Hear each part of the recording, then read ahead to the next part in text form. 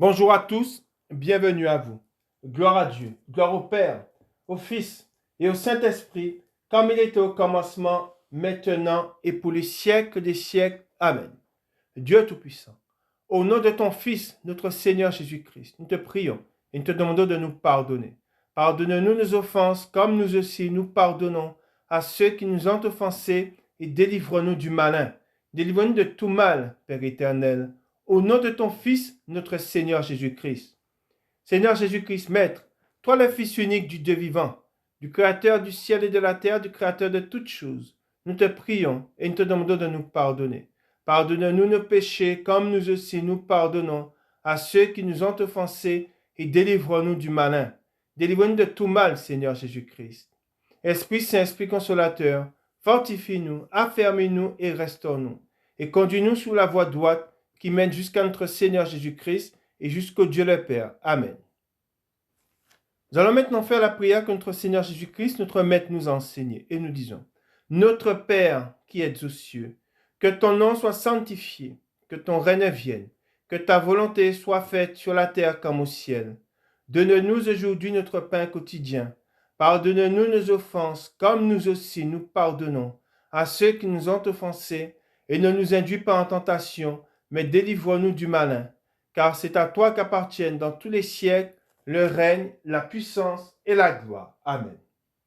Nous allons maintenant faire la lecture du psaume 92. Louange et prospérité du juste. Psaume cantique pour le jour du sabbat. Il est beau de louer l'Éternel et de célébrer ton nom, ô Très-Haut. D'annoncer le matin ta bonté et ta fidélité pendant les nuits, sur l'instrument à 10 cordes et sur le luth, au son de la harpe. Tu me réjouis par tes œuvres, ô Éternel, et je chante avec allégresse l'ouvrage de tes mains. Que tes œuvres sont grandes, ô Éternel, que tes pensées sont profondes. L'homme stupide n'y connaît rien, et l'insensé n'y prend point garde. Si les méchants croissent comme l'herbe, si tous ceux qui font le mal fleurissent, c'est pour être détruits à jamais. Mais toi, tu es le Très-Haut à perpétuité, ô Éternel. Car voici tes ennemis, ô Éternel. Car voici tes ennemis périssent. Tous ceux qui font le mal sont dispersés. Et tu me donnes la force du buffle. Je suis arrosé avec une huile fraîche. Mon œil se plaît à contempler mes ennemis, et mon oreille à entendre mes méchants adversaires. Les justes croissent comme les palmiers, ils s'élèvent comme les cèdres du Liban, plantés dans la maison de l'Éternel. Ils prospèrent dans les parvis de notre Dieu. Ils portent encore des fruits dans la vieillesse. Ils sont pleins de sève et verdoyants, pour faire connaître que l'Éternel est juste. Il est mon rocher, et il n'y a point en lui d'iniquité. Amen. Nous sommes comme tous les dimanches rassemblés autour de la parole de Dieu et nous sommes en train de voir ensemble le titre sur la parole, complot. Et nous allons voir aujourd'hui la troisième partie. Et il est très important de recevoir ce qui est dit, ce qui est écrit dans les Écritures, ce que Dieu nous dit, car c'est par le Saint-Esprit que nous sommes conduits et Dieu veut nous avertir. Dieu nous appelle, et comme je l'ai déjà dit, je le répète, Dieu nous appelle à la prudence, à la vigilance, et Jésus-Christ ne nous a rien caché. En venant dans le monde, et avant de quitter les disciples, et on va lire ce passage, il les a avertis. Et l'Esprit nous avertit. Nous savons qu'il y a un esprit contraire qui habite, je dis bien un esprit contraire qui habite les enfants, les fils de la rébellion. Hein? On va le voir ça aussi dans la parole de Dieu, un fils qui s'est rebellé. Hein? Et aujourd'hui, il y a les enfants de la rébellion sont là. Et ils sont au milieu de nous. Et qu'est-ce que les enfants de la rébellion? Ce sont ceux qui sont révoltés, qui sont rebellés contre Dieu, contre sa parole de Dieu. Comment reconnaît-on? Comment on arrive à reconnaître, je dirais, un enfant de rébellion, un fils de rébellion? C'est celui qui ne garde pas la parole de Dieu. Hein? C'est celui qui dresse les cornes devant la parole de Dieu et qui ne la retient pas, qui ne la garde pas. Hein? C'est ça un fils de rébellion. Et alors, au milieu de nous, il y a des fils. Pourquoi? Parce qu'ils honorent des lèvres, mais du cœur, ils sont éloignés de Dieu. Ils se disent fils, mais ils se sont révoltés contre Dieu car ils n'ont pas gardé sa parole. Ils ont rejeté ses commandements. Et il y a aussi ceux qui se sont révoltés contre Dieu, ce sont ceux qui sont à l'extérieur. Hein? Ce sont ceux et qui ont insulté notre Seigneur Jésus-Christ. Ils avaient un esprit du monde. Et cet esprit est toujours là. Et le Seigneur veut nous mettre en garde et nous avertit de ce qui s'en vient, des persécutions, des complots. Il y aura des complots, car Jésus-Christ lui-même a vécu un complot, et on l'a vu dans la parole de Dieu. Joseph aussi, il y a un complot qui est venu de ses frères. C'est pour ça qu'on dit que le complot, on va le voir, vient de l'intérieur. On va le voir dans la parole de Dieu. On a vu Joseph. On va voir encore un autre homme qui a connu un complot qui est venu de l'intérieur. Et Jésus-Christ, qui lui-même, on va le voir aussi, a vécu un complot qui est venu de l'intérieur. Et on va le voir aussi avec l'apôtre Paul, qui a eu un complot contre lui. Et les complots, encore une fois, c'est un mot qu'on a tendance à vulgariser, comme s'il n'existait pas, mais il existe. C'est quelque chose qui est réel, et le Seigneur veut nous avertir de ces choses. Et le Seigneur, en tout temps, a toujours voulu nous avertir. Et le Seigneur, dans sa parole, nous dit que si ces choses tardent, qu'on doit les attendre, la parole de Dieu s'accomplira. Alors, je vous ai parlé des enfants qui se sont révoltés, de ceux qui se sont révoltés. Il y a les enfants, des fils, ceux beaucoup ont été appelés, mais se sont révoltés contre Dieu. Et il y a la révolte qui vient de l'intérieur et la révolte qui vient de l'extérieur. Ça aussi, on va le vivre. Mais nous allons aller tout de suite dans la parole de Dieu et nous allons voir de quoi il est question. Il est question d'une race. C'est une race. Une race quoi? C'est qui cette race? De quelle race dont on parle? On parle de cette race de méchants. Le méchant, c'est celui, et des méchants, il y en a à l'extérieur, mais il y en a à l'intérieur aussi. Et nous avons à faire face aux méchants. Pourquoi? Parce que nous voulons être agréables à Dieu, nous voulons être agréables à Dieu en mettant sa parole en pratique. Nous voulons l'honorer. Et il y a à côté de nous des enfants de révolte et qui nous maltraitent et qui nous méprisent. Pourquoi? Parce qu'on veut honorer notre Père. Et ça, pareil, c'est un esprit. Nous n'avons pas à combattre contre la chair, mais contre les esprits.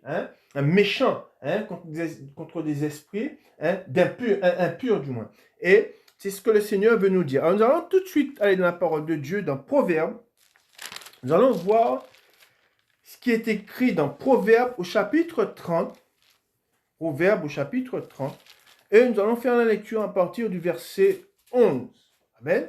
Proverbes chapitre 30 et le verset 11.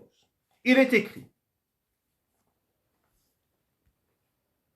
Je vous ai dit qu'on nous parle d'une race. C'est quoi cette race? La race des méchants. Il est une race qui maudit son père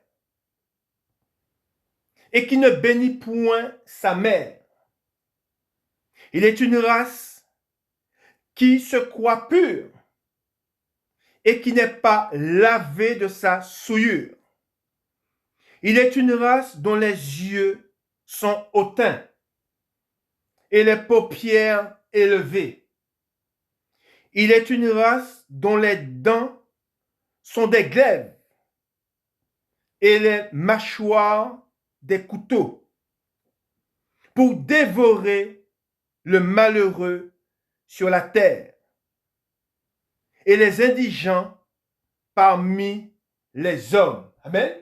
Et là, on parle de quelle race? Qui englobe ceux de l'intérieur et de l'extérieur. C'est la race des méchants. Amen. Et on va le voir dans la parole de Dieu. Et cette race de méchants, c'est cette race qui a rejeté Dieu. Cette race de méchants, ce sont ceux qui se sont ligués contre l'Éternel et contre son oint. Amen. Et cette race nous hait. On va le voir dans la parole de Dieu. Cette race nous hait. Pourquoi? Pourquoi cette race nous hait? Est-ce que c'est personnel? Est-ce que c'est parce que ça tient du regard? Non. Cette race nous hait à cause de son nom. On parle de qui? De Jésus-Christ. Parce que nous avons l'esprit de Jésus-Christ qui vit en nous, cette race nous hait. Et cette race, c'est la race des méchants. Et c'est cette même race qui a comploté contre Jésus C'est cette même race, on va le voir, qui veut nous mettre à mort. Amen. Et nous devons faire attention à cette race. Amen. Et nous devons nous coller sur le Seigneur et nous devons avoir foi en lui et garder ses commandements, même si cette race cherche à nous mettre à mort. Hein? Vous savez, actuellement, il y a un esprit qui anime le monde. C'est quoi cet esprit qui anime le monde? C'est un esprit qui veut effacer le mal. Vous voyez qu'on croit que tout est bien. Le mal n'existe pas. Ce qui est mal est appelé bien. Et ce qui est bien est appelé mal. Amen. C'est un esprit qu'on voit qui monte tout doucement. Mais c'est un esprit qui monte sûrement. Et nous, ce que nous devons faire, c'est nous purifier, nous laver. C'est continuer à aller en Christ. Et même si les persécutions seront là, même si cette race va chercher à nous mettre à mort, nous devons rester fidèles à Dieu. On voit qu'on a vu Joseph. Joseph est resté fidèle à Dieu. Il aimait son Dieu. Il adorait son Dieu. Amen. Et même si ses frères ont comploté contre lui, cela ne l'a pas fait lâcher son Dieu. Il n'a pas lâché, il ne s'est pas détourné de son Dieu. Amen. Et c'est pour ça que le Seigneur nous avertit, si je vous dis ces choses, c'est qu'afin qu'elles ne soient pas pour vous une occasion de chute. Amen. Ces choses nous arrivent parce que, encore une fois, l'Esprit de Dieu vit en nous. Amen. L'Esprit de Jésus-Christ, du Fils, vit en nous. Et à cause de son nom, nous serons persécutés. Amen. Et nous haïrons. Amen. Et encore une fois, il est très important de comprendre qu'on n'a pas besoin de faire quelque chose. Jésus-Christ a dit, ils m'ont haï sans cause. Parce que l'esprit qui habite en nous et l'esprit qui est dans le monde, ce sont des esprits qui sont contraires. Amen. Nous continuons dans la parole de Dieu, nous allons voir ce que le Seigneur nous dit, nous allons nous rappeler, car le Saint-Esprit est là pour nous rappeler les choses de Dieu. Amen. C'est ça qu'il faut garder aussi. Amen. Et c'est pour cela que ces choses nous sont rappelées. Amen. Nous allons dans la parole de Dieu. Nous allons dans Matthieu, allons voir ce que le Seigneur, nous allons nous rappeler de ce que le Seigneur nous dit. Nous allons lire un verset dans Matthieu au chapitre 24. Matthieu au chapitre 24. Et nous allons lire à partir du verset 9. Alors, vous pouvez lire, il est important de tout lire, de lire tout le chapitre, mais nous allons lire le verset dont il est question aujourd'hui. Et le chapitre, Matthieu chapitre 24, à partir du verset 9. Nous lisons. Et c'est Jésus-Christ qui parle. Amen. C'est notre maître qui nous parle. Alors on vous livrera au tourment et l'on vous fera mourir et vous serez haïs, il est dit. Amen. Il est bien dit. Et vous serez haïs de toutes les nations. Amen. Et si quelqu'un qui dit appartenir à Christ veut être aimé du monde, il est en contradiction avec Jésus-Christ. Amen. Si nous cherchons à être aimés du monde, si nous cherchons à gagner le monde, il y a un problème. Pourquoi? Parce que c'est comme vouloir lier l'eau et l'huile. Si vous mettez de l'eau dans un verre et vous mettez de l'huile et vous cherchez à les lier ensemble, ils ne peuvent pas se lier. Ils sont contraires. Et c'est pareil pour l'esprit qui habite en nous et l'esprit qui est dans le monde. Ils ne peuvent pas se lier.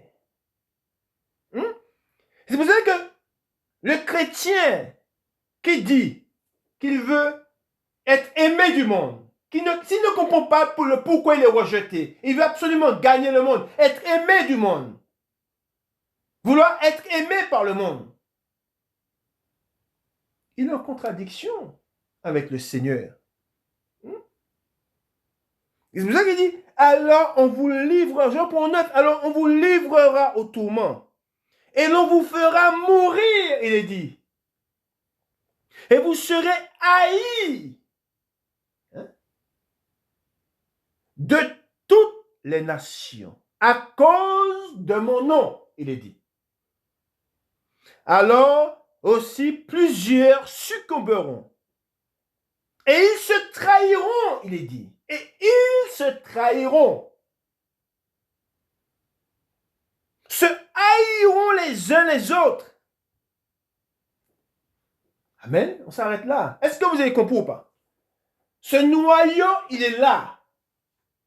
C'est quoi ce noyau? On parle de quoi?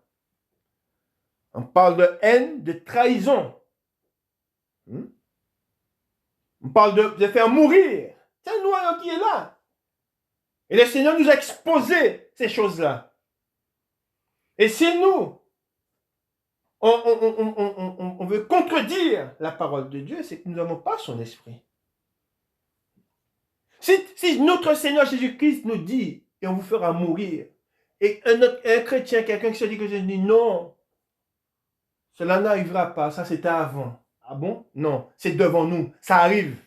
Est-ce que vous comprenez ou pas? Ça arrive, parce qu'il y a un esprit qui est en train de monter dans le monde. Il y a un esprit qui monte, mais tout doucement. Mais peut le voir, peut voir. Il n'y en a pas beaucoup qui voient cet esprit qui est en train de monter. Pourquoi? Parce que pour voir ces choses, pour comprendre ces choses, il faut être esprit. Il faut avoir l'esprit de Dieu. C'est l'esprit de Dieu qui nous montre ces choses-là. Est-ce que vous avez compris? C'est pour ça qu'il est très important de lire la parole de Dieu, de la recevoir et de la garder. Et si elle tarde à venir, attends-la. C'est ça la vérité. Et comme je vous ai dit, cet esprit qui est en train de monter, et cet esprit dit, non, le mal n'existe pas, non. Nous voulons du bien. Mais on sait ce qu'il y a dans leur cœur. Tous ceux qui disent, nous voulons du bien, leur cœur dit le contraire. Amen. On va continuer à voir ce que le Seigneur nous dit dans sa parole. Amen. Et c'est pour cela que ne soyez pas surpris quand on vous parle de complot. Hein? Nous continuons dans la parole de Dieu. Nous allons continuer à voir ce que Jésus-Christ nous dit dans la parole. Amen. Nous allons dans Jean, au chapitre 15, et nous lisons à partir du verset 18. Chapitre 15, le verset 18 dans Jean. Le titre, dans les Saintes Écritures, l'attitude du monde à l'égard des croyants en Christ. Amen. Nous allons voir ce qui est dit. Venons de voir, il était question de haine, de faire mourir. Ça continue, continue à voir. C'est le même thème. Regardez bien, au premier verset. Si le monde vous hait, c'est Jésus qui parle. Amen.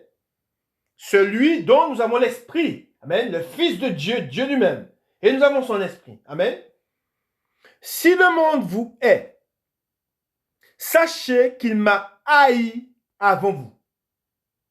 Si vous étiez du monde, amen, c'est ce que je vous disais tout à l'heure. Si vous étiez du monde, le monde aimerait ce qui est à lui. Mais parce que vous n'êtes pas du monde et que je vous ai choisi du milieu du monde, à cause de cela, le monde vous hait. Est-ce que vous avez compris? Il est vivant, notre Seigneur. En lui est la vérité, pas dans le monde. Amen. Et si quelqu'un vient vers vous vous dire le contraire,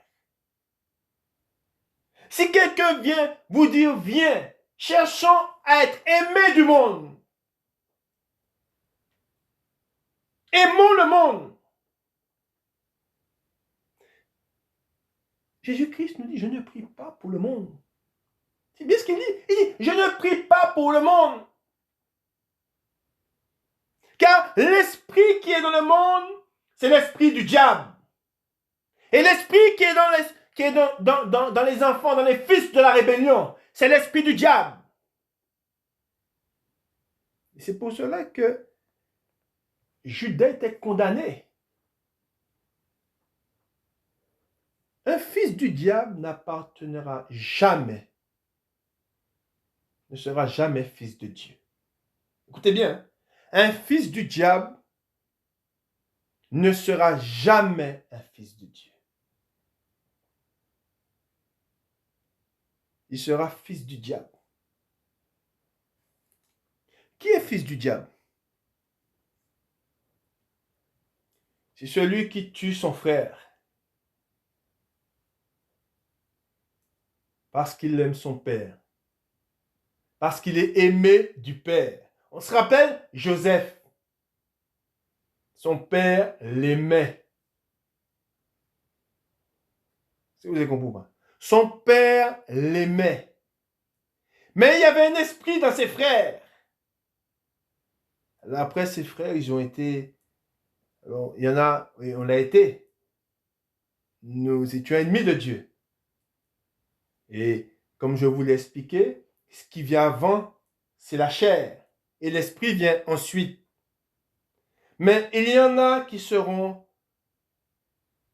Ils vont rester avec un cœur charnel.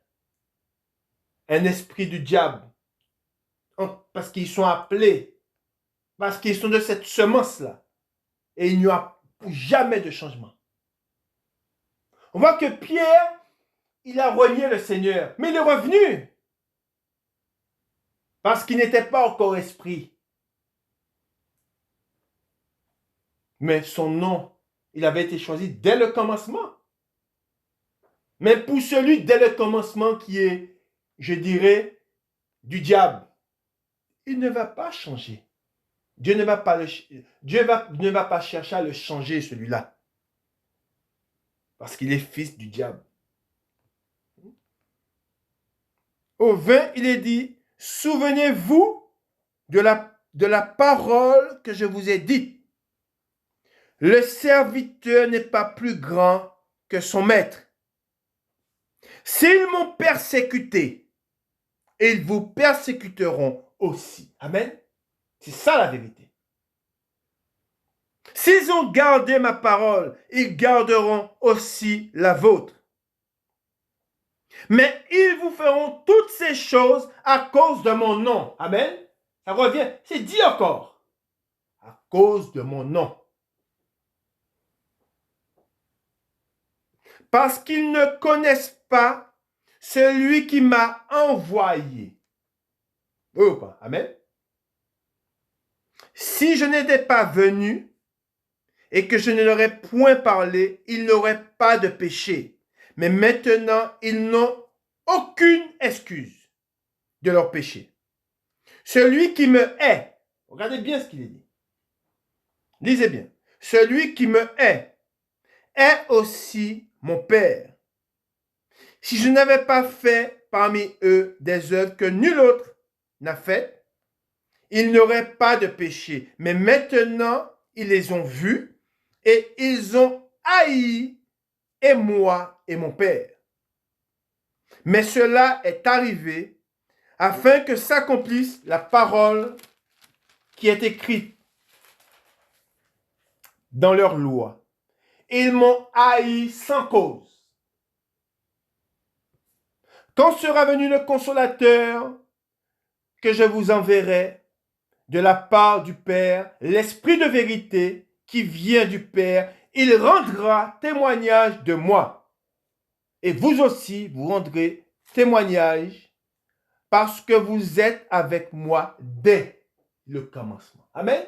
Je sais que je vous ai dit que si dès le commencement nous sommes appelés, nous avons été choisis par Dieu, c'est dès le commencement. Mais pour ceux qui sont des fils du diable, c'est dès le commencement. Et pour eux, il n'y aura point de changement. Amen. Et c'est pour cela que, oui, il y aura des complots. Oui, il y aura de la révolte. Oui, ils chercheront à nous mettre à mort. Pourquoi? Parce que c'est ce qu'ils ont voulu faire. Et ils l'ont fait à Christ. Amen. Et nous allons voir dans la parole de Dieu, comme je vous ai dit, la révolte qui est venue de l'intérieur. Amen. Nous continuons dans la parole de Dieu. Si le monde nous hait et nous rejette, Dieu le Père nous aime et il ne nous rejette pas. Et il nous dit ces paroles pour que nous soyons consolés. Nous allons dans Ésaïe, au chapitre 54, et nous lisons à partir du verset 11. Ésaïe 54, et nous lisons à partir du verset 11. Malheureuse, battue de la tempête, et que nul ne console. Voici, je garnirai tes pierres d'antimoine, et je te donnerai des fondements de saphir. Je ferai tes créneaux de rubis, tes portes d'escarboucle, et toute ton enceinte de pierres précieuses. Tous tes fils seront disciples de l'Éternel, et grande sera la prospérité de tes fils. Tu seras affermi par la justice, banni l'inquiétude, car tu n'as rien à craindre. Amen. Et la frayeur, car elle n'approchera pas de toi. Et regardez bien, lisez bien ce qui est écrit. Si l'on forme des complots, cela ne viendra pas de moi. Je répète, c'est Dieu qui nous parle. Il dit, si l'on forme des complots, cela ne viendra pas de moi. Mais notre Dieu nous dit que cela ne viendra pas de lui. Et c'est vrai, car Dieu est vérité. Mais cela existe, car il nous parle de cela, il nous parle du complot, mais il le permet. Comme il l'a permis pour Joseph. Mais qu'est-ce qui en est ressorti? Du bien. Amen. Qu'est-ce qui est ressorti du complot qui était fait contre notre Seigneur Jésus-Christ quand ils l'ont mis à mort? Qu'est-ce qui est ressorti? Du bien. Amen. Il le permet, mais cela ne vient pas de lui. Amen. Quiconque se liguera contre toi tombera sous ton pouvoir. Il dit. On l'a vu avec les frères de Joseph. Amen. Ils sont tombés sous son pouvoir. Ils sont venus, ils se sont agenouillés devant lui. Ils le craignaient. Amen. Ensuite, il dit, voici, j'ai créé l'ouvrier qui souffle le charbon au feu et qui fabrique une arme par son travail, il dit. Il dit, j'ai créé. Amen. Mais j'ai créé aussi le destructeur pour la briser. Amen. Toute arme forgée contre toi sera sans effet. Et toute langue qui s'élèvera en justice contre toi, tu la condamneras. Tel est l'héritage, il dit. C'est un héritage. Tel est l'héritage des serviteurs de l'Éternel. Et nous sommes ses serviteurs. Amen. Et ses servantes. Tel est le salut qui leur viendra de moi, dit l'Éternel. Amen. Elle est là, notre consolation. Amen. Alors, nous savons que si le monde se ligue contre nous, si Dieu est pour nous, qui sera contre nous? Amen. C'est ça la vérité. Amen. Et Dieu permet cela. Amen. Cela ne vient pas de lui, mais il le permet. Amen. Et nous ressortons grandis de l'épreuve. Amen. Le malheur frappe souvent, il est dit, le malheur frappe souvent le juste, mais l'Éternel l'en délivre toujours. Amen. Nous continuons dans la parole de Dieu. Nous allons dans Jérémie au chapitre 17, Jérémie chapitre 17, et nous lisons à partir du verset 9. Amen. Verset 9. Jérémie chapitre 17. Le cœur est tortueux par-dessus tout, et il est méchant. Qui peut le connaître? Moi, l'Éternel, j'éprouve le cœur. Je sonde les reins pour rendre à chacun selon ses voies, selon le fruit de ses œuvres. Amen. T'as dit, le cœur est tortueux par-dessus tout. Et il est quoi? Il est méchant. On parle de quel cœur? On parle du cœur de l'homme qui n'est pas né de nouveau. Écoutez bien, on parle du cœur de l'homme qui n'est pas né de nouveau. Tant qu'un homme n'est pas né de nouveau, il est quoi? Il est méchant. Quoi qu'on dise du bien de lui, quoi qu'on le loue au milieu des hommes, il est, aux yeux de Dieu, aux yeux de l'Éternel, il est méchant. Car il ne connaît pas son Dieu. Il ne le sert pas. Tant que nous ne connaissions pas Dieu, nous servions qui? Le diable. Nous étions méchants. Nous étions des enfants de colère. La nouvelle naissance est venue. Nous avons été connus de Dieu et nous l'avons connu.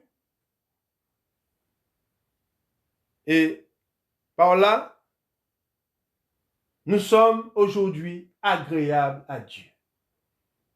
Nous ne sommes plus de la race des méchants. Nous l'avons été, mais nous ne le sommes plus par Jésus-Christ. Amen. Et c'est pour cela qu'il faut bien comprendre que ceux qui sont dans le monde, quoi qu'on dise du bien d'eux, quoi qu'ils disent du bien d'eux-mêmes, ce sont des méchants. Et c'est pour cela que le Seigneur nous dit dans sa parole ce que Dieu veut. Ce que Dieu veut, ce n'est pas que les méchants périssent, mais c'est qu'ils se convertissent et qu'ils vivent. Amen. C'est ça la vérité. Il est bien dit que le méchant se convertisse et qu'il vive. S'il n'y a pas de conversion, il est un méchant. On peut dire du bien de lui, on peut dire du bien de lui-même. Il est un méchant. Il y a une vérité. De même qu'il y a quand Dieu dit qu'il y a des complots, quand Dieu parle de complots, et je vous ai dit, et je le répète, il y a un complot contre Dieu dans le monde, contre la vie. Ils ont choisi la mort. Ils veulent mettre à mort beaucoup de personnes. Ils ont commencé. Mais, encore une fois, Dieu les laisse faire. Dieu les laisse faire. Mais, toutes ces choses auront une fin, quand viendra le jugement. Amen. Mais nous, le Seigneur nous avertit. Si un homme vient vers vous en vous disant, je te veux du bien, il vous tape dans le dos, il vous dit, je suis ton ami, soyez prudent. C'est par un baiser que tu livres le Fils de l'homme, par un baiser. Il ne lui a pas mis une claque. Non. Il lui a fait un baiser. Ça veut dire ce que ça veut dire. Malheur à vous. Quand les hommes diront du bien de vous, cela vient de qui? De notre Seigneur, de notre Dieu. Amen. Et pour ceux qui retrancheront ces paroles, ils tomberont dans le filet. Ils tomberont dans la fosse. Pourquoi? Et c'est ce que le Seigneur permet aujourd'hui. Pourquoi il le permet? Parce qu'il le dit dans sa parole. Ils n'ont pas cru en la vérité. Ils croiront au mensonge parce qu'ils ont rejeté cette vérité-là. Amen. Ils graissent des dents. Je l'ai déjà vu ça. Je l'ai déjà connu. Quand vous sortez la parole de Dieu pour un homme et vous lisez 2-3 passages et vous... Jésus-Christ dit, je rends de lui que ses œuvres sont mauvaises. Je donne le témoignage que ses œuvres sont mauvaises. Et c'est pour cela qu'il me hait. Quand vous allez vers un homme et vous parlez du péché, quand vous prenez son cœur et que vous exposez son cœur, et vous prenez la parole de Dieu, l'épée, il graisse des dents. On vous hait. Quand vous voyez les prédicateurs, moi qui suis un prédicateur, quand je vais dans la rue pour parler du péché, quand je rencontre des hommes et je parle du péché, ils graissent des dents. On voit la haine, la colère commence à monter en eux. Mais c'est une colère qui vient de qui? Posez-vous la question. C'est une colère qui vient, ça ne vient pas de la chair. C'est une colère qui vient du diable. Le diable, il est en colère. Et le diable les anime. Et c'est comme ça qu'on sait. Mais qui est l'esprit? À quel esprit nous avons affaire? À celui qui grince des dents. À celui qui rejette la vérité.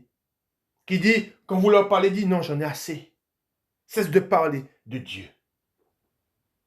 Celui-là, il est du diable. Il ne supporte pas le témoignage. Il ne supporte pas la vérité. Et c'est pour cela qu'ils comploteront pour nous mettre à mort. Amen. Continuons la parole de Dieu. Nous allons dans 2 Samuel, au chapitre 15. Je vous ai dit, et si vous lisez les Écritures, si vous étudiez la parole, si vous la méditez, ce qui va en ressortir, vous allez voir que c'est ce que je vais vous dire là. C'est la lecture que nous allons faire. Que souvent, comme je vous ai dit, le mal est venu de l'intérieur. Hein? Et on peut comparer ce mal à un cancer. Hein? Aujourd'hui, je vous dirais que parmi des chrétiens, parmi ceux qui te disent chrétiens, il y a un cancer. C'est quoi ce cancer? Ce cancer, c'est la révolte. Ce cancer, c'est la révolte. Pourquoi? Parce que ils se disent être rassemblés au nom du Seigneur, mais comme nous dit les Écritures, ceux qui bâtissaient, qu'est-ce qu'ils ont fait? Ceux qui bâtissent ont rejeté la pierre d'angle. Hein? Ceux qui bâtissaient ont rejeté, ils n'ont pas bâti sur la pierre d'angle. Ils n'ont pas bâti sur le Seigneur. Ils n'ont pas bâti, du moins ils ont bâti, mais sans le Seigneur. Hein? Et c'est pour cela qu'il est dit que ceux qui bâtissaient ont rejeté la principale de l'angle. Hein? Et aujourd'hui, ça veut dire quoi? Ça veut dire qu'aujourd'hui, beaucoup bâtissent, mais ils bâtissent sans la parole de Dieu. Ils bâtissent sur le fondement. Un fondement a été posé et ils ont décidé de faire sans. Amen. Par là, qu'est-ce qu'ils ont fait? Ils se sont révoltés contre Dieu. Amen. Et ils ont mis, l'esprit qui les anime a mis une stratégie en place. Et c'est pour cela que, comme je vous ai dit, c'est un cancer. C'est un mal qui vient de l'intérieur. Pourquoi? Parce que, comme l'apôtre Paul nous a avertis, il disait que j'ai bien peur qu'après mon départ, ils s'introduisent au milieu de vous des loups ravisseurs. Et ils se sont introduits dans la maison. Mais peu prennent garde à cela. Et comme je vous ai dit, nous allons lire ce passage et nous allons voir que le danger, que le cancer, et il porte bien son nom, est venu de l'intérieur. Le cancer, souvent, on ne le voit pas. C'est en train de grandir, c'est en train de grandir. Et c'est quand il explose, quand il est là, il commence à sortir, il commence à envahir tout le corps. À ce moment-là, on commence à ressentir un mal-être, on commence à ressentir des douleurs et on va consulter. Et puis c'est là qu'on nous annonce, monsieur, vous avez un cancer et vous êtes en phase terminale. C'est pour ça que souvent, c'est quelque chose qu'on voit aussi. N'oublions pas que le diable, c'est l'instigateur, c'est lui qui est derrière tous les complots, c'est lui qui est derrière la révolte. Et d'ailleurs, c'est ce qui s'est passé. On voit qu'il est parti avec un tiers des anges. Pourquoi? Parce qu'il a comploté, il s'est révolté, et il y a eu une guerre, il a été jeté des cieux. Pourquoi? Parce qu'il a voulu être Dieu. Et on va le voir. C'est à peu près la même chose, la même lecture que nous allons voir ensemble. Amen. Alors c'est dans 2 Samuel au chapitre 15. Le titre, révolte d'Absalom. Je répète, révolte d'Absalom. Après cela, Absalom se procura un char et des chevaux, et 50 hommes qui couraient devant lui. Il se levait de bon matin et se tenait au bord du chemin de la porte. Et chaque fois qu'un homme ayant une contestation se rendait vers le roi pour obtenir un jugement, Absalom l'appelait et disait, « De quelle ville es-tu » Lorsqu'il avait répondu, « Je suis de telle tribu d'Israël », Absalom lui disait, « Vois, ta cause est bonne et juste, mais personne de chez le roi ne t'écoutera. » Absalom disait, « Qui m'établira juge dans le pays? Tout homme qui aurait une contestation et un procès viendrait à moi, et je lui ferai justice. » Et quand quelqu'un s'approchait pour se prosterner devant lui, il lui tendait la main, le saisissait et l'embrassait. Absalom agissait ainsi à l'égard de tous ceux d'Israël qui se rendaient vers le roi pour demander justice. Et Absalom gagnait le cœur des gens d'Israël. Au bout de 40 ans, Absalom dit au roi, « Permets que j'aille à Hébron pour accomplir le vœu que j'ai fait à l'Éternel. » Et là, qu'est-ce qu'on voit? Je vous ai dit que le cancer ne voit pas tout de suite. Il est à l'intérieur, et c'est un jour où je dirais qu'il commence à envahir tout le corps, que là, il ne se cache plus, mais souvent, il est déjà trop tard. On voit que là, Absalom, il avait déjà commencé à œuvrer, tout doucement. C'est pour cela qu'il est dit, au bout de 40 ans, ça a pris du temps. On voit qu'il a pris du temps.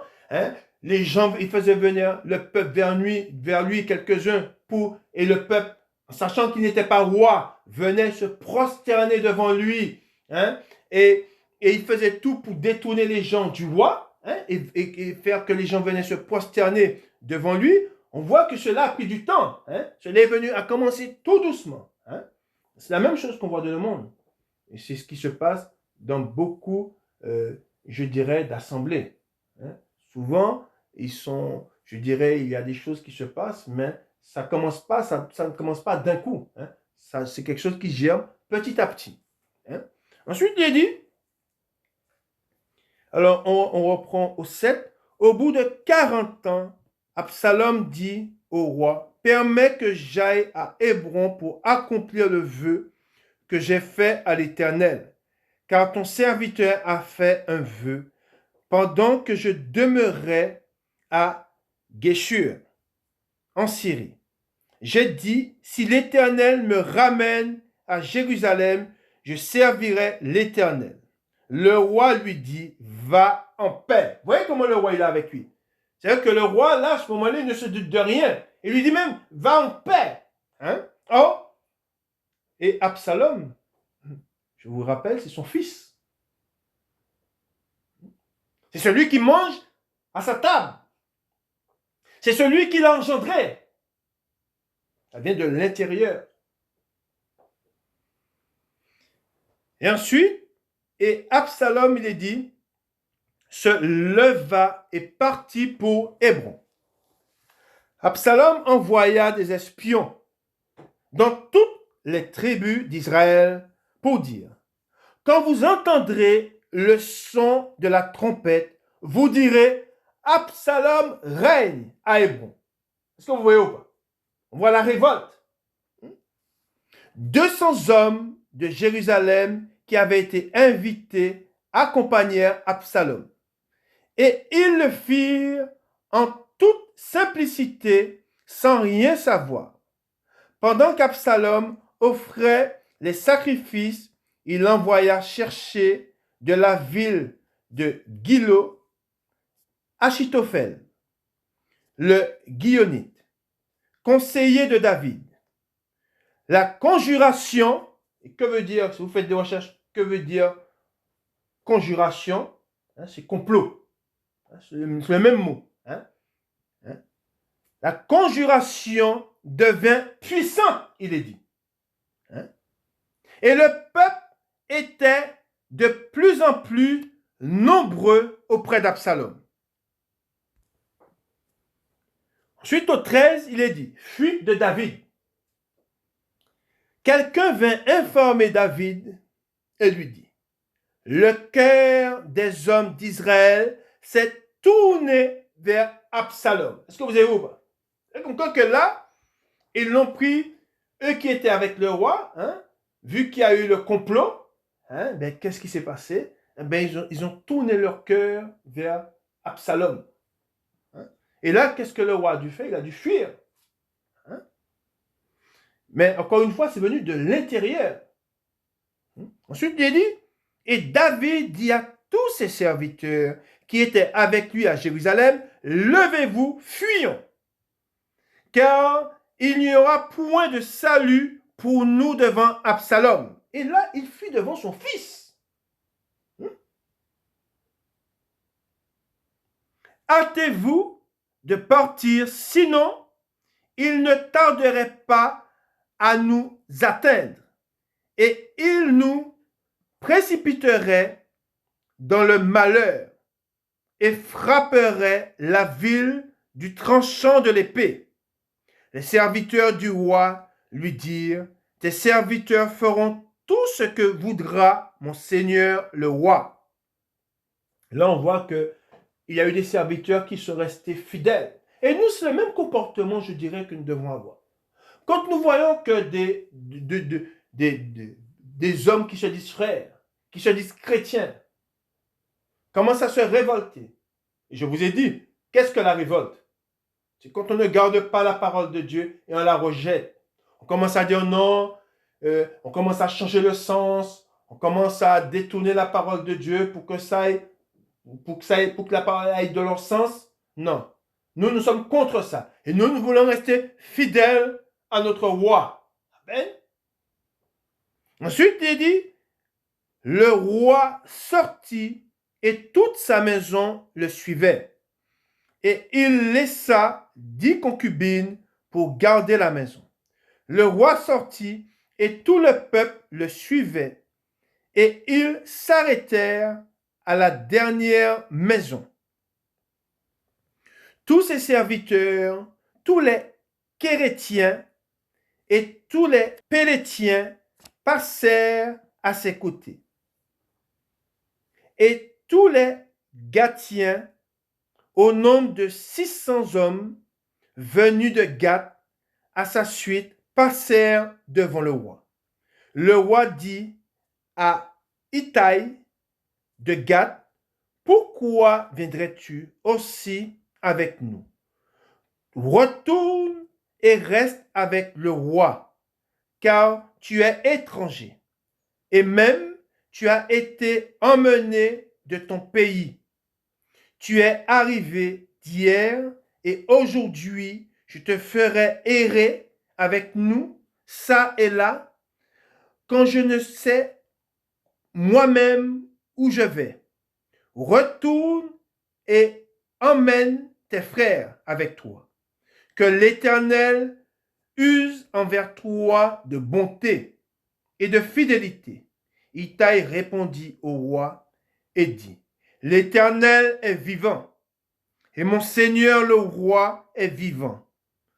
Au lieu où sera mon Seigneur le roi, soit pour mourir, soit pour vivre, là aussi sera ton serviteur. Amen. C'est pas beau ça?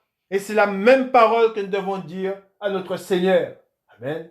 Là où est notre Seigneur, c'est là où nous voulons être. Amen. Ensuite, il dit, David dit alors à Itai, va, passe, et Itai de Gath passa, avec tous ses gens et tous les enfants qui étaient avec lui. Toute la contrée était en larmes, et l'on poussait de grands cris au passage de tout le peuple. Le roi passa le torrent de Cédron, et tout le peuple passa vis-à-vis du chemin qui mène au désert. Sadoc était aussi là, et avec lui tous les Lévites, portant l'arche de l'alliance de Dieu. Et ils posèrent l'arche de Dieu, et Abiathar montait pendant que tout le peuple achevait de sortir de la ville. Le roi dit à Sadoc, reporte l'arche de Dieu dans la ville. Si je trouve grâce aux yeux de l'Éternel, il me ramènera et il me fera voir l'arche et sa demeure. Mais s'il dit, je ne prends point plaisir en toi, me voici qu'il me fasse ce qui lui semblera bon. Le roi dit encore au sacrificateur Sadoc, comprends-tu? Retourne en paix dans la ville avec Achimaïs, ton fils, et avec Jonathan, fils d'Abiatar, vos deux fils. Voyez, j'attendrai dans les plaines du désert jusqu'à ce qu'il m'arrive des nouvelles de votre part. Ainsi, Sadoc et Abiatar reportèrent l'arche de Dieu à Jérusalem et ils y restèrent. David monta la colline des Oliviers. Il montait en pleurant et la tête couverte et il marchait nu-pieds. Et tous ceux qui étaient avec lui se couvrirent aussi la tête et ils montaient en pleurant. On vint dire à David, Achitophel est avec Absalom parmi les conjurés. Hein? Je veux dire, conjurés, comme je dis, c'est les complotistes. Hein? Et David dit ô Éternel, réduis à néant les conseils d'Achitophel. Lorsque David fut arrivé au sommet où il se prosterna devant Dieu, voici, Hushai, l'Archien vint au-devant de lui, la tunique déchirée et la tête couverte de terre. David lui dit, si tu viens avec moi, tu me seras à charge. Et au contraire, tu anéantiras en ma faveur les conseils d'Achitophel.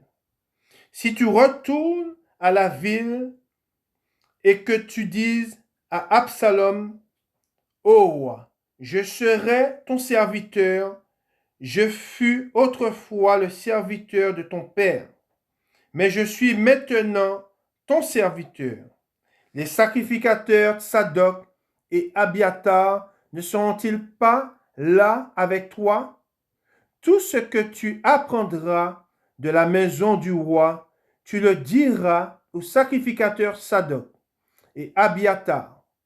Et comme ils ont là auprès d'eux leurs deux fils, Achimath, fils de Sadoc, et Jonathan, fils d'Abiatar, c'est par eux que vous me ferez savoir tout ce que vous aurez appris. Hushai, ami de David, retourna donc à la ville et Absalom entra dans Jérusalem. Amen. Et là, on voit, comme je vous ai dit, que le mal est venu de l'intérieur. La révolte est venue de l'intérieur. Et on voit que, alors qu'il y a eu cette révolte, on voit Absalom, quand il s'est révolté contre le roi, il a entraîné avec lui beaucoup d'hommes à la révolte. Et c'est ce qui se passe aujourd'hui. Si le mal est au milieu de beaucoup d'assemblées, c'est pourquoi? C'est parce que pour certains, ont ce désir de vouloir aller à Dieu, de plaire à Dieu. Mais par le mal qui est au milieu d'eux, ils se laissent séduire et ils sont entraînés à quoi? À la révolte. Pourquoi? Parce que vous savez, quand on vous conduit vers la parole de Dieu, on vous conduit dans la parole de Dieu pour être agréable à Dieu, pour avoir la foi en Jésus-Christ. Amen. Pourquoi? Parce que la foi vient de ce qu'on entend et ce qu'on entend vient de la parole de Jésus-Christ. Mais quand cette parole, elle est déformée, quand on vous enseigne à ne pas retenir la parole de Dieu, quand on vous pousse à vous détourner, quand on veut vous pousser à vous détourner de Dieu, comment le font-ils? Eh bien, en changeant la parole de Dieu, en la tournant, en la renversant. Et qu'est-ce que les hommes font? Eh bien, ils ne tiennent plus compte de cette parole, et c'est par cette parole que nous sommes agréables à Dieu, mais ils ne tiennent plus compte de cette parole, et c'est là où ils sont entraînés à la révolte. Et c'est pour cela que dans beaucoup d'assemblées, dans beaucoup de ceux qui se disent chrétiens, il y en a qui sont entraînés à la révolte. Pourquoi? Parce qu'on les enseigne à ne pas garder les commandements de Dieu. On leur dit que c'est du passé. On leur dit que non, que ça ne venait pas, du moins que ça venait en parlant des autres chrétiens, comme à l'époque de l'apôtre Paul. Eh bien, qu'est-ce qu'on disait? Alors que Paul, ce qu'il a annoncé, il a annoncé pour l'Église, mais aujourd'hui, qu'est-ce qu'on entend? Eh bien, ce qui est dit, ce que l'apôtre Paul dit, eh bien, il le disait aux Corinthes, il le disait aux Galates, et cela ne nous concerne plus, cela ne concerne pas notre génération. Oh, c'est pas vrai. Cela nous concerne, c'est un testament qui nous a été laissé, et ce testament, nous devons tenir compte du testament. Même si l'apôtre Paul n'est pas là, mais on sait que l'esprit qui l'animait, c'est l'esprit de Dieu. Et l'esprit de Dieu est toujours là. Amen. C'est pour cela qu'il est très important de ne pas suivre la révolte. Il est très important de comprendre qu'il y a des complots et que le complot, nous sommes en plein dedans. Pourquoi? Parce que beaucoup se disent venir au nom du Seigneur, mais on voit qu'ils renversent la parole de Dieu. Amen. Et nous devons faire attention. Pourquoi? Parce que c'est un mal qui est au milieu de nous. Et comme on a vu avec le roi David, le mal a commencé dans sa maison, est venu de sa maison. Amen. Nous continuons dans la parole de Dieu. Alors, nous allons lire ce psaume, le psaume 59. Nous allons faire la lecture du psaume 59.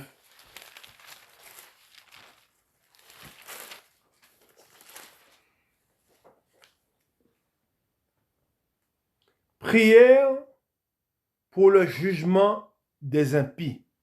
Au chef des chantres, ne détruis pas, hymne de David. Lorsque Saül envoya cerner la maison pour le faire mourir. Mon Dieu, délivre-moi de mes ennemis. Protège-moi contre mes adversaires. Délivre-moi des malfaiteurs et sauve-moi des hommes de sang. Car voici, ils sont aux aguets pour m'ôter la vie. Des hommes violents complotent contre moi. Je répète, des hommes violents complotent contre moi. Sans que je sois coupable, sans que j'aie péché, ô Éternel. Malgré mon innocence, ils courent, ils se préparent. Réveille-toi, viens à ma rencontre et regarde. Toi, Éternel, Dieu des armées, Dieu d'Israël, lève-toi pour châtier toutes les nations. N'aie pitié d'aucun de ces méchants infidèles, il est dit. Et rappelez-vous, je vous ai parlé de la race des méchants. Et là, on nous parle de méchants, de ces méchants infidèles. Pause. Ils reviennent chaque soir, ils hurlent. comme des chiens. Ils font le tour de la ville. Voici, de leur bouche, ils font jaillir le mal. Des glaives sont sur leurs lèvres. Car qui est-ce qui entend? Et toi, Éternel, tu te ris d'eux. Tu te moques de toutes les nations. Quelle que soit leur force, c'est en toi que j'espère. Car Dieu est ma haute retraite. Mon Dieu vient au-devant de moi dans sa bonté. Dieu me fait contempler avec joie ceux qui me persécutent. Ne les tue pas, de peur que mon peuple ne l'oublie. Fais-les errer par ta puissance et précipite-les. Seigneur, notre bouclier, leur bouche pêche à chaque parole de leurs lèvres. Qu'ils soient pris dans leur propre orgueil. Ils ne profèrent que malédiction et mensonge. Détruis-les dans ta fureur. Détruis-les et qu'ils ne soient plus. Qu'ils sachent que Dieu règne sur Jacob jusqu'aux extrémités de la terre. Pause. Ils reviennent chaque soir, ils hurlent comme des chiens. Ils font le tour de la ville, ils errent çà et là, cherchant leur nourriture.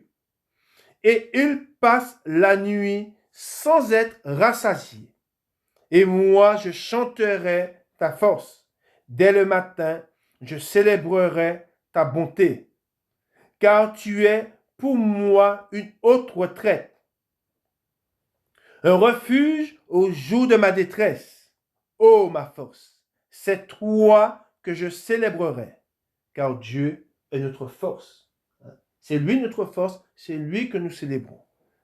Ô ma force, c'est toi que je célébrerai. Il ne parle pas de sa propre force à lui. Il parle de la force qui est en lui. Amen. Car Dieu, mon Dieu, tout bon, est ma haute retraite. Amen. Il est bon, notre Dieu. C'est un Dieu compatissant, lent à la colère et plein de bonté. Et notre Dieu ne nous abandonne pas. Il ne nous abandonne pas à nos ennemis. Il nous délivre de la fosse. Il nous délivre du filet. Et il nous délivre du méchant. Que le Seigneur vous bénisse et qu'il vous garde. Bon dimanche à vous. Amen.